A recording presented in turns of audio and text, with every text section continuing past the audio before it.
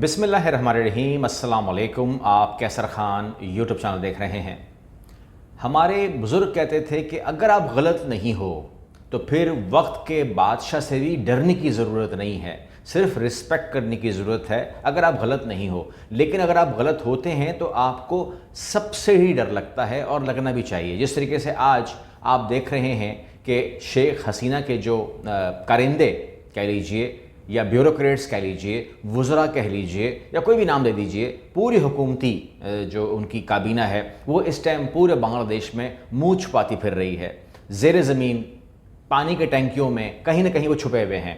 और वो भारत जिसने तकरीबन 15 साल इस्तेमाल किया शेख हसीना को, उन्होंने ट्रेन के रास्ते बंद कर दिए हैं, फ़िज़ाई रास्ते बंद कर दिए हैं और उन्होंने कोई पैकेज बनाया ही नहीं, कोई सेफ़ पैकेज दिया ही नहीं सिवाय शेख हसीना के, जिसको उसने पूरा एंटरटेन किया और काम किया। तरतीब से बात करेंगे, होने क्या जा रहा है, हो क्या गया है। और अगर हम स्टूडेंट्स फेडरेशन की बात करें, जो स्टूडेंट इस टाइम सड़कों पे हैं, जिनकी इस टाइम हुकूमत है, आप कह सकते हैं ये बात, एक अलग ज़बान में कह रहा हूँ। उन्होंने ऑर्डर दिया कल एक वीडियो पैगाम में, सिर्फ एक ऑर्डर दिया। ये वो मुल्क है जहाँ पर सदर मौजूद है, ये वो मुल्क है जहाँ कल तक शेख हसीना की हुकूमत मौजूद थी। शेख हसीना की हुकूमत आज 3 बजे तक भी मौजूद थी और यहाँ पर एक फ़ौज भी मौजूद है जो कि प्रॉपर मुकम्मल एक फ़ौज है। लेकिन इस टाइम सब के सब डिसमेंटल हुए पड़े। यहाँ पर हुआ ये कि स्टूडेंट्स ने कहा सदर को कि आपको कल 3 बजे तक का टाइम देते हैं, हुकूमत डिसॉल्व करें। 24 घंटे की बात हुई थी कि हम हुकूमत गिरा देंगे, नहीं गिरा रहे थे वो। उसके बाद सदर ने मीटिंग शुरू की, कभी चीफ ऑफ आर्मी साहब से बात करना, कभी किससे कभी किससे कभी किससे, और फिर आखिरी अपने आकाओं से बात करना जहाँ से वो डिक्टेशन लेते थे। तो वहाँ पर हुआ ये कि उन्होंने कहा कि जी अगर 3 बजे का टाइम दिया है स्टूडेंट्स ने तो आप हुकूमत को तहलील कर दें। और बांग्लादेश सदर ने तलबा तहरीक के मुतालबे पर पार्लियामेंट तहलील कर दी है। तो अब मैं आपसे कह सकता हूँ, जब आपसे वीडियो रिकॉर्ड कर रहा हूँ, कि अब से तकरीबन 20 मिनट पहले वहाँ पर हुकूमत डिज़ोल्व हो गई है। और ये अब हुआ है, ये अब हुआ है कि शेख हसीना प्राइम मिनिस्टर नहीं रही, प्रॉपरली नहीं रही, हुकूमत को गिरा दिया गया है। क्योंकि इससे पहले मुझे शक था और मैंने कहा, मुझे पता नहीं था कि क्या होने वाला है, लेकिन मैंने सोचा था कि आपसे बात करूंगा कि शेख हसीना के जो चीफ़ ऑफ आर्मी स्टाफ हैं, जिन्होंने उनको सर्व किया, वो कोई सिर्फ चीफ़ ऑफ आर्मी स्टाफ तो नहीं है। मेरा ख्याल है कि बांग्लादेश के जो आवाम है वो जानती होगी कि वो उनके रिश्तेदार भी तो हैं, ठीक है ना, उनकी रिश्तेदारी का आपको पता तो होगा। तो वो जब उनके रिश्तेदार हैं और जिस तरीके से army chief of army staff ने या उनकी आर्मी ने जिस तरीके से हेलीकॉप्टर का इंतज़ाम किया, उनको वहाँ से रेस्क्यू किया, उसके बाद C-130 को जिस तरह बनाया गया और जिस तरीके से उनको इंडिया शिफ्ट किया गया, ये कोई ढकी छुपी बात तो नहीं है।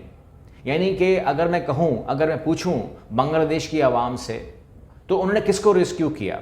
उन्होंने हज़ारों बांग्लादेशियों के कातिल को रेस्क्यू किया। उन्होंने, वो जानते थे कि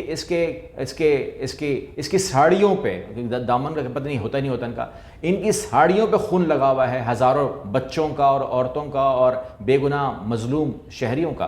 तो उसको तो रेस्क्यू कर दिया है। तो आर्मी ने साथ दिया है कातिल का, ठीक है। इसका मतलब ये हुआ कि इस टाइम जो सदर अवेलेबल है ना, तो इसको होना चाहिए, और इस टाइम जो चीफ ऑफ आर्मी स्टाफ है, जो रिश्ते में रिश्तेदार लगता है शेख हसीना का, उसको भी नहीं होना चाहिए। और उसके बाद किसको होना चाहिए? तो बांग्लादेश ने फ़ैसला अच्छा किया है, लेकिन पता नहीं कि ये फ़ैसला जो है वो पूरा होगा कि नहीं होगा। और वो ये है कि नाम आया है मोहम्मद यूनुस का।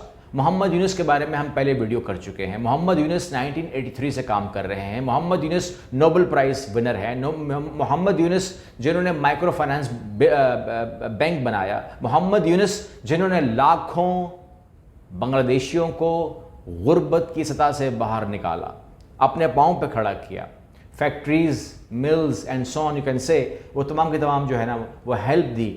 मोहम्मद यूनुस ने अपनी डेडिकेशन, अपनी जो हम कह सकते हैं, और अब इनको कहा जा रहा है कि मोहम्मद यूनुस को गवर्नमेंट दे दी जाए। तो मोहम्मद यूनुस ने अभी तो पॉलिटिकल पार्टी बनाई है पहली बार। पहले तो ये अपना काम करते रहे, लेकिन इनके ऊपर जो वो है ना, इनकी उम्र 84 ईयर है। अभी ने क्या ज़रूरत पड़ेगी पैसा कमाने की या पैसा बचाने की? ये नोबेल प्राइज़ विनर है, अपनी इज़्ज़त कमा चुके हैं, इससे ऊपर क्या मिलने वाला था इनको।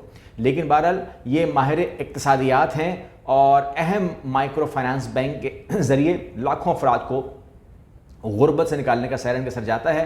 اور جو انہیں کارنامے ہیں وہ ڈھکے چھپے ہو سکتے ہی نہیں ہیں. آپ کو ماننا ہی پڑے گا کہ ان کا جو معاملہ ہے وہ اگر وہ اپنی اس کیپیسٹی کے اندر جب گورنمنٹ آپ کے اگینسٹ ہو اور آپ جو ہے کچھ کر سکتے ہیں اپنی عوام کے لیے تو اس شخص نے کیا ہے, تو محمد یونس نے کیا ہے. تو میرا تو بلیو یہی ہے کہ چیف آف آرمی اسٹاف کو بھی ایک دن کا نوٹس ملنا چاہیے اور صدر کو بھی ملنا چاہیے کہ کل آپ لوگ اپنی سیٹ کے اوپر نہ ہوں, نیوٹرل بندے آ جائیں تو زیادہ بہتر ہے.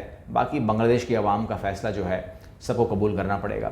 یہاں پر کچھ ایسے واقعات بھی ہو رہے ہیں جو میرے حساب سے ہزار آپ اس کو وہ کر لیں لیکن میں کنڈیم کروں گا, اور وہ یہ ہے کہ بنگلہ دیش میں ہوا یہ کہ مشتل ہجوم تھا, اس نے عوامی لیگ کے رہنما کا ہوٹل جلا دیا. مجھے تو کوئی اعتراض نہیں ہے, وہ اس نے حرام کے پیسے سے بنایا ہوگا, چوری کے پیسے سے بنایا ہوگا, ہوٹل بن گیا. اب ہوٹل بن گیا, یا تو قبضہ کر لیں اس کے اوپر, آپ ضبط کر لیں اس کو, آپ آگ لگانے کی کیا ضرورت ہے؟ یہی شک ہے نا آپ کو کہ وہ چوری کا ہے.